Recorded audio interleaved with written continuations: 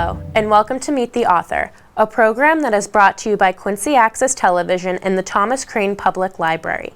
During the show, we will highlight authors and their work. Copies of their books are available for checkout at the Thomas Crane Public Library.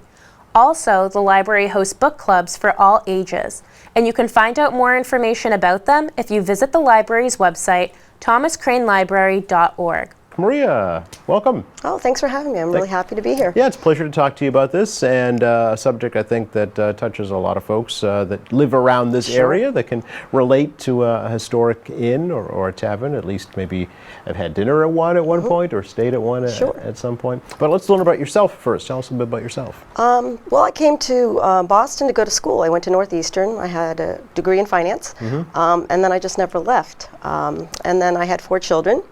And I worked from home. I wanted to work from home, so I started writing. I started writing parenting essays, mostly. And then eventually, I worked for a local parenting publication, and I was their destination editor. Oh, okay. And from there, I started writing travel books. Wow, so you took one profession and transformed it into Exactly, another. exactly. Where are you from originally? Wilmington, Delaware. Oh, okay, so not too far. Not too far. The first state, right? Yes, exactly, and there's a lot of history associated with Philadelphia. Sure, of course. Yeah. So is this your first kind of travel work, or is No, this... all my books are travel books. This is my 5th travel book. Okay. The first 3 were more how-to guides, you know, where to go, what to see, what to do, that kind of thing. Yeah.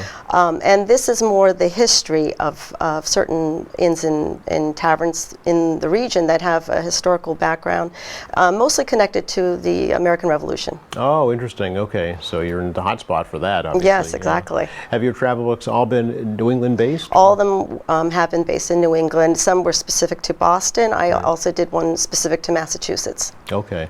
So talk about how this particular project came about. What drew you to it? Well, it was the suggestion of my editor. Actually, my previous book had a similar format, which is the history of Boston stores and restaurants. So I delved deep into the history of why these places were established. This book is very similar to that. So what I did was I profiled 29 historic inns and taverns throughout the region. And as you mentioned, a lot of people know some of them just from living nearby. So Longfellow's Wayside Inn in Sudbury is a very common one. Sure. The Union Oyster House in Boston is a very popular tavern. Lots of people have been to it, but some of them you may not know about at all. Mount Hope Farm in Bristol, Rhode Island is one I visited. Another not so common one would be Eben House in Provincetown. And so what I did was I went and I spoke with the owners of these places, and I talked about how they were established and the role that they would have had in the Revolutionary War, or often it was just during colonial times. Sometimes I spoke with their long-term employees, and for a few I actually spoke with members of the local historic society, because they tend to know a lot about the history of that particular location. Sure. And so most of the story is about that history, its early history, and then through time, and the inn's place in the community today. But this is also a travel book, and we want people to visit. So there's a little bit about what a guest would expect if you stayed the night, or if you went to the tavern, what would be on the menu. And then finally, I think what's different about this book, as far as travel books are concerned, most travel books don't have any pictures, or they may have a few in the front. This book has more than 100 color photographs. I like to call them Instagram-worthy photographs. Very nice, yeah. So nothing's fuzzy, and they're very high quality, and they're artfully arranged. So it's almost like a coffee table book. It's a paperback, but the look of it is like a coffee table book. Oh, all right. How did you determine the final 29? There must be hundreds in New England. There were a lot. Yeah. They were all places I would want to eat or stay at. I mean, I definitely discounted some of them because I didn't think they were up to standard. And then I also tried to go throughout the region. There's a heavy emphasis on Massachusetts because we do have a lot of them, but I really made an effort to include those in Maine and New Hampshire, even Connecticut. Oh, okay, fun. How did you research this? I mean, did you actually have to go to each one? Yeah, I did. I visited every single one of them. I stayed a night. I ate in the restaurants. So it's a very hands-on book. It's not what you may experience. This is exactly what's going to happen if you go there. So I do talk about the inns and amenities and the different types of rooms. So for example, a lot of the places, they have very colonial style rooms, which some people may want to stay at, but they also have modern rooms, and some people would prefer those. So I talk about what to ask for if you're going to make that reservation. Okay. Did you have a favorite? I did. I had a couple of favorites. Okay. I think Mount Hope Farm in Bristol, Rhode Island was my favorite. Oh. The history was tremendous. It was the site of King Philip's War. That's where King Philip died. It was it is and was the seat of the Wampanoags. The house itself was the home of one of Rhode Island's original governors, and then eventually became the home of the Haffenreffer family, who owned the breweries, the Narragansett Brewery in Rhode Island, and now it's a nonprofit. But it just took over the whole scope of Rhode Island history, and I found that fascinating. Yeah. I'm curious, do any of the owners of the historic inns or taverns, do they have kind of an organization, like a professional group that get together? They don't, No? but they all Okay. know each other. Okay. That was something I found out. They know each other and they support each other. All right, okay, because they're all kind of in the same mission, Exactly. that same time period. Exactly. Yeah. We often hear ghost stories that Yes. associated with these old Yes. places. Did you hear any of those? Yes, Yeah. I heard several ghost Okay. stories. Some were secondhand from times long ago, Yeah. and some were firsthand accounts of people who were employees and who Wow. have experienced a ghost. One that comes to mind is the Dorset Inn in Vermont. One of the long-term employees told me how she definitely had the feeling that she experienced the spirit of a Civil War general that once owned that property. Wow. So yeah, that was interesting. Yeah. So yes, I believe as well. Did you have any experiences yourself? No, I didn't stay long enough. Okay, right. Unfortunately. Exactly. What will be happening here at the library? Talk about your presentation here at the library. Well, it's a visual book. It's a very visual book. So I'm going to do a slideshow, and I'll read from the book some of the most historic worthy of the places. And then we'll talk about the possibility of staying at these inns and taverns. They really are tailor-made for a weekend getaway, and in particular for off-season travel, they offer tremendous value. Okay, good to know. So it's a little bit of both history, but also advice. Exactly. Because we want these yeah. places to continue to thrive. We want to encourage people to go visit them. They're Yeah. not museums. Okay. How is the book actually laid out? Is it state by state? It or- is state by state, and it starts with Massachusetts. But at the beginning, there's a little bit about the history of colonial inns in this region. Oh, okay. And at the back, there's a special section on tavern museums. If you're interested in the subject, you may just want to go to a museum and learn more. They are in many of the smaller towns in New England, and they're very often run by volunteers. And they're fascinating places to go check in at. Oh, I didn't realize there was such a Yeah, thing. So yeah. Interesting. Okay. How long did it take to put this together? About a year. Okay. The research was about 6 months, and the writing took place at the same time, a little bit longer. What was surprising about this book was getting the pictures. The idea of high-resolution pictures and colonial inns doesn't necessarily go together. Oh, the lighting is poor, I'm sure, in some So places. I had to go back several times to get just the right photos for the book. Okay. So that was the time-consuming element for this particular Interesting. guidebook. Okay. Did you take the photos yourself? Some. Most of them are professional pictures. okay. All But right. some I did take.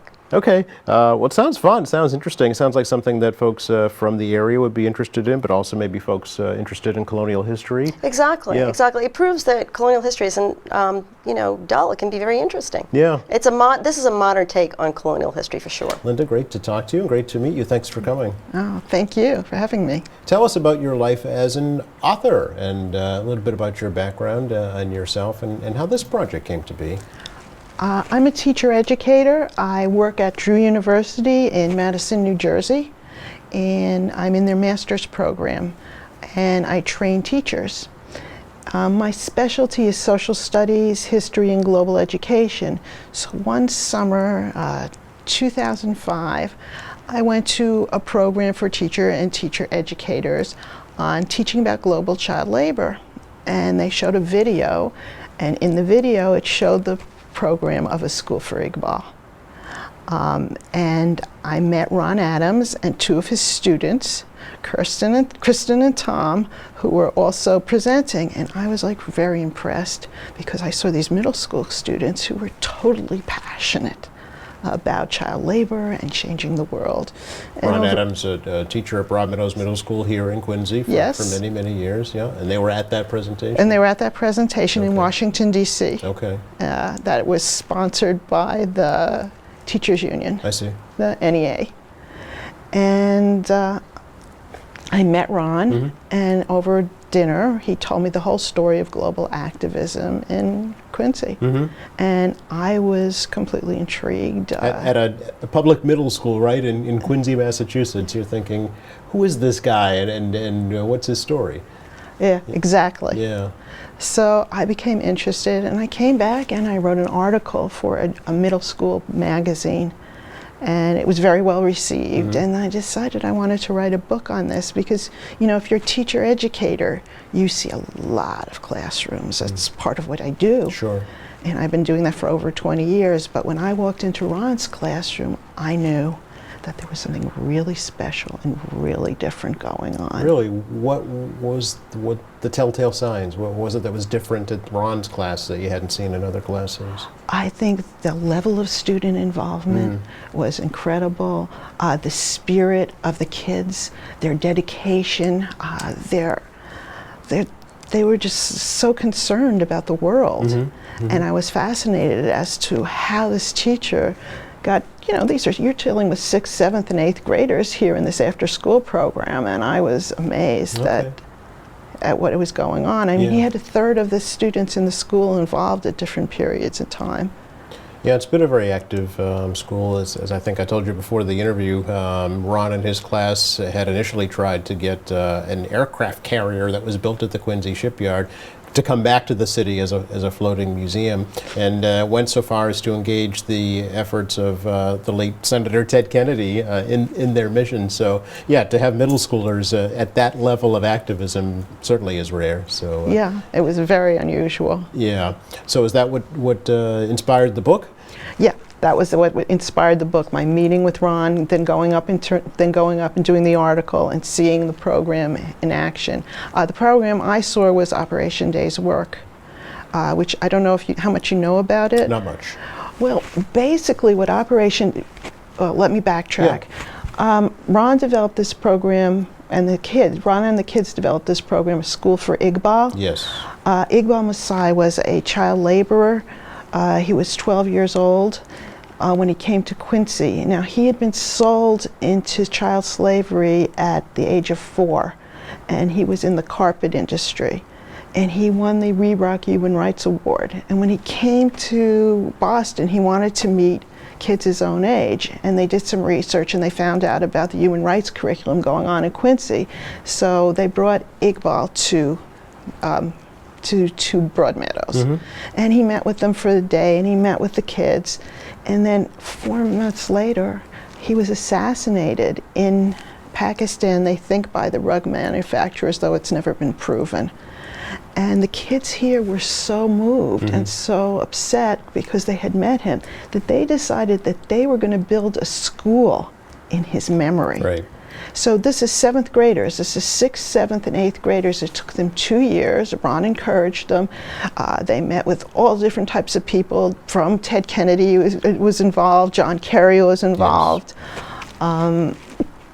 They did fundraising in schools and communities, and they actually won the Reebok Award the second year around for Broadmeadows. Yep.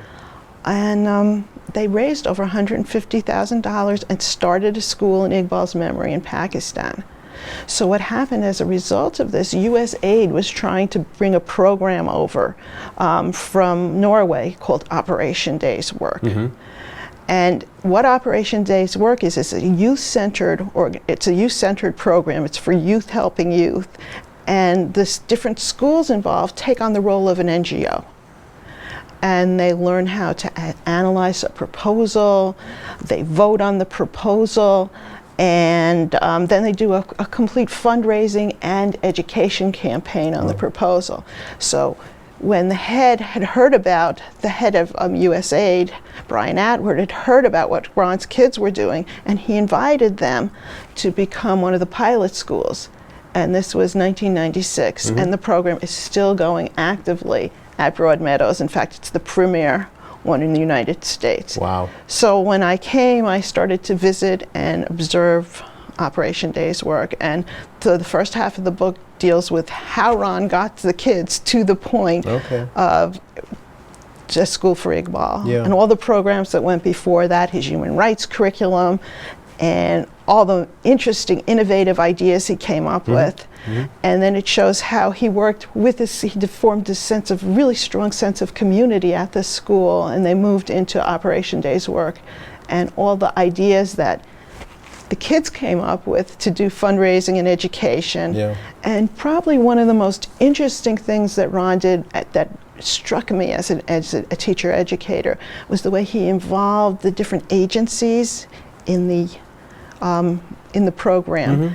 And one of the things that's interesting, if you look at it from a research point of view, they say that kids, when you talk about role models, kids think Mahatma Gandhi is a great man or Martin Luther King is a great man, but they don't see themselves as being able to emulate that. But when they meet someone who works for an agency, who seems like a regular person, then they can see that as a role that they could take on in life.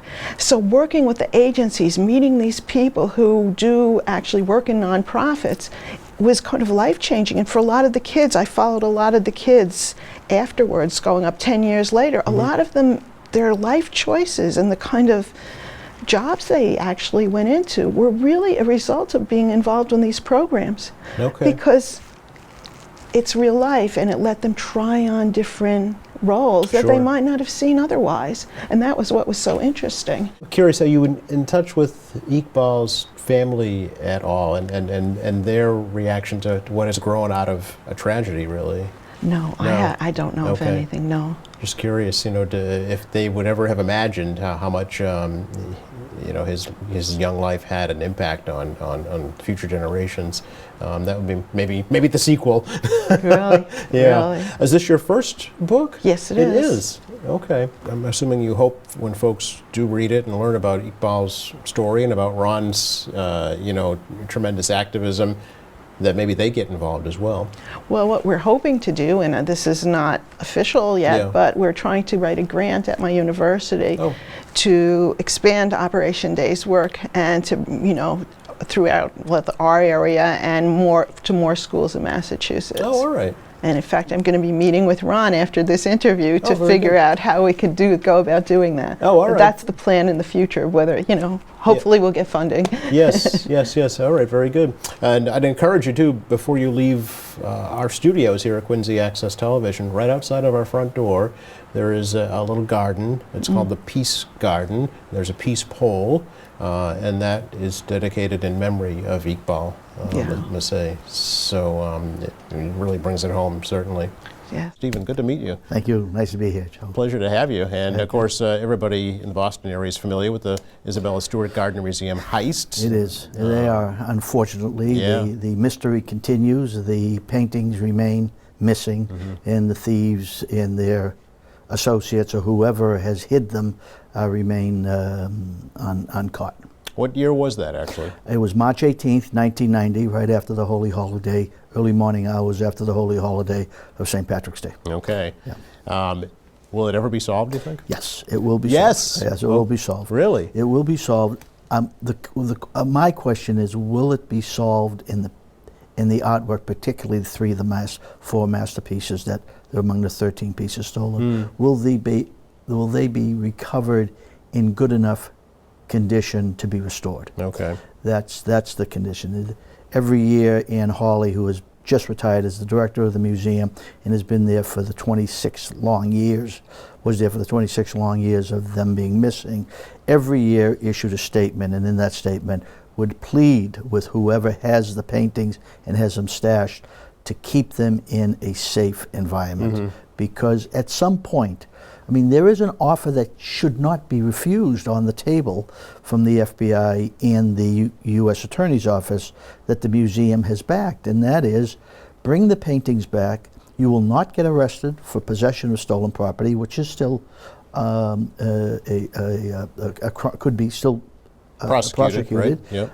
And we'll give you a $5 million reward. $5 million. $5 million. So it's hard to imagine with that offer being on the table, Yeah. and it's been on the table since at least 2000, Yep. that why hasn't someone come forward with proof that they have it? They have a lot of fools and convicts saying we can do it for you, but first we need some startup money. Yeah.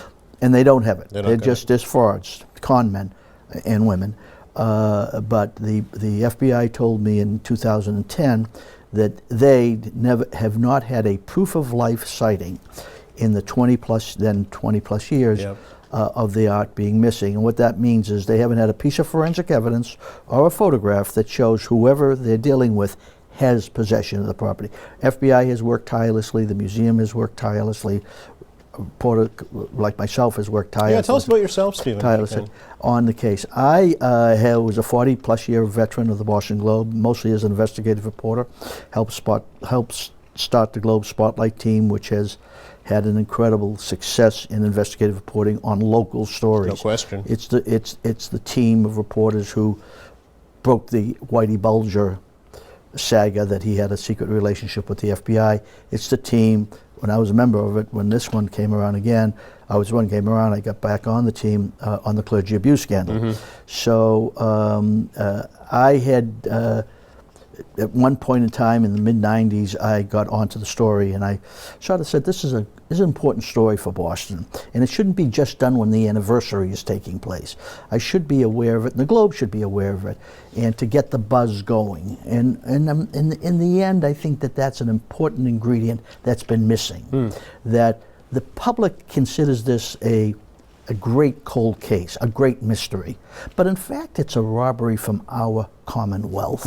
It's a loss from our treasury. Yeah, I would think Isabella Stewart Gardner would be beside herself if The she... reason why Mrs. Gardner and her husband, her husband, whose millions Yeah. they spent on the collection, spent it was to bring to Boston, bring to America, a collection that would inspire our grandparents, our great-grandparents, to come up with an American tradition of art. That was her goal. It wasn't to show off to her pals, even though she was a bit of a show-off. Yeah. It wasn't to gain great riches because it was free of charge. And to she get already it. had great riches And she anyway. already had great riches. Yeah. It was to inspire us. Yeah. So that these paintings remain missing is a real sort of loss.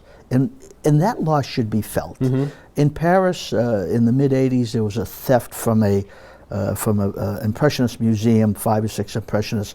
The detective who solved that case told me it was like a cloud descended on Paris. Really? Every person knew and felt that loss. Wow. We don't feel this loss. Yet, what we're talking about is the only Vermeer that was present and to be viewed in all of New England. The only seascape by Rembrandt. He painted 500 portraits. Once he painted the sea, and that was in The Storm of the Sea of Galilee. It is it's a vivid, vivid painting. It hung, it was there on Palace Road in the Fens. Yeah. It hung on the second floor and it now remains missing. That is a loss from our public treasury here. How much were the paintings worth altogether? They're $500 million. Is that right? Yeah. Okay. The two that I mentioned alone are probably worth $300 million. Okay. You can't sell them. No one's going to buy I was this just going to painting. say, if they Yeah. show up any time, they're going to be immediately identified. And my book does go into the motive. Yeah, tell us about the book. How did this come about? Well, having worked on it for so many years for the Globe, when I retired in late 2007, I decided, there's a way of writing this story, even though it doesn't have a last chapter. Right. So I immersed myself into the most likely suspects. Okay. And my belief as to who is responsible is not whom the FBI believes is most Really? responsible. It's Okay. different set of You characters. identify them in the book? Yeah, they You had do? identified in the book. Okay. But they come at the end. I go through the various people who knew about the vulnerability of the museum, what their membership in different gangs was, and locals here in Quincy, in Boston, who knew about the vulnerability of the gang. Okay, well, you in fact lived in Quincy yourself. Yes, I so, did. yeah. I did. I didn't know these guys, these Right. people, as it turned out, but we lived in the city. Yeah. But it seemed to me that there had to be an ultimate motive beyond that. It was a score that could be done, and that ultimate motive is the essence of the last chapter as to why this theft was pulled off. You've intrigued me now. Is this your first book, Stephen? It is. I participated in the book on the clergy abuse scandal for the Globe, but this is my first. This is my first time I took pen in hand and wrote my own book. Wow. So is it? I mean, would you call it factual? Is it? Oh, it's absolutely factual. No fiction in it, and it's a narrative. It's not a series of newspaper articles. I see. There's a real narrative to it of the gangs who knew about it, how they knew about it, how they plotted it, and which one I think was successful, and also why it has yet to be solved. And that essence of we've got to get Boston to feel this loss, us to feel this loss, to get the essential tip. The people who did this are dead. The people who pulled it off. I've heard that from the FBI many times. Yeah, and the way the gangs work is when 2-3 members of a gang pull off an individual score, the other members of the gang don't know it. They may have rumors or thoughts, but they don't exactly know that they did it and what they did with the loot. So my sense is the gang members, some may still be alive. Boston is a totally different city as far as criminal underworld. Then criminal underworld really had a control of Boston in late 80s, early 90s. And there was a gang war going on at the period of time. Oh. And, but Boston's a different city now. But some of their associates are still alive and their family members. And those family members have to recognize and have to believe it's not snitching on your late brother or your late husband or your late whoever who may have been involved here. What you are is you're getting these treasures back. Forget your late relation or your former associate. It's for your children and your grandchildren that they belong on there. Is there. that the goal you hope to achieve by this book? That is the goal I hope to achieve. How long did it take you to put this together? Well, I had worked on it, for probably 10 years at the Globe, Yeah. but it took me about 2 years to write. Oh, all right. Yeah, to do some more reporting, rigorous reporting, and I think the New York Times in its review says you don't have to have any more books about the Gardner theft. You get everything in this book as to the various people and the efforts that were put into the theft and the investigation. Congratulations on that review. That's Thank you. fantastic. That was a great review. Thank you. Any photographs or Yep, photographs of the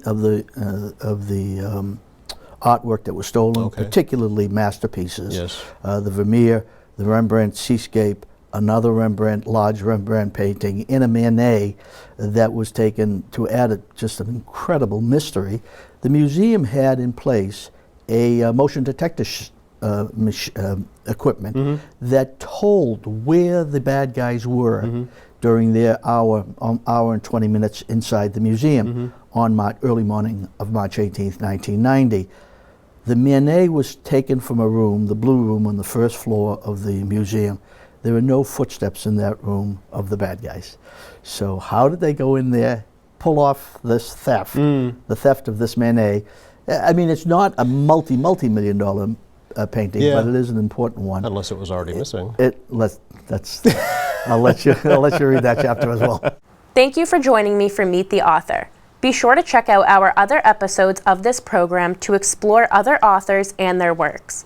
For more information about library programs and services, visit the Thomas Crane Public Library's website, thomascranelibrary.org, or call them at 617-376-1316.